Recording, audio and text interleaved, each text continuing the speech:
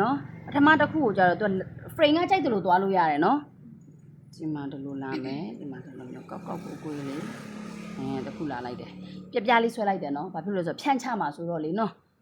နောက်ထပ်တစ်ခုကကြတော့ဒီကနေလာတယ်ဟောယူသွားပြီဆိုရင်စုပ်တန်နဲ့ယူပြီးဒီမှာပြပြလေးလောက်ထားတော့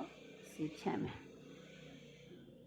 စီးဒီအကုန်လုံးကိုစုပ်တန်အပြင်ကိုမကြောက်ဟိုမလုပ်စေနဲ့နော်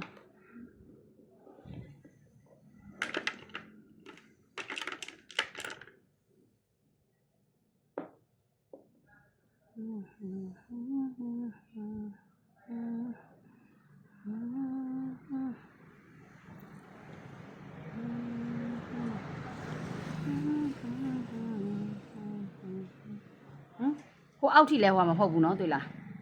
ဒီဘက်ကိုအကယ်စီးများနေတယ်ထင်လို့ရှိရင်စီးကိုအမားတို့ကဒီမှာပြန်တုပ်မယ်เนาะဘာဖြစ်လို့လဲဆိုတော့စီးတွေအများများနေရင်ဒီနားမှာခဲပြီးမှဖြစ်သွားတတ်တယ်ဟုတ်နော်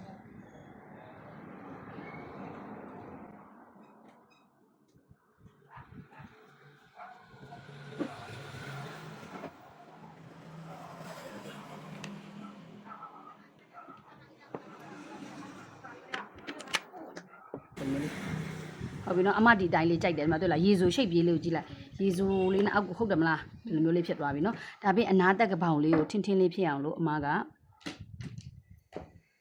လှုပ်ထားတဲ့ဟာလေးပြန်ကြည့်လေဘာလိုတာလဲဆိုတဲ့ဟာ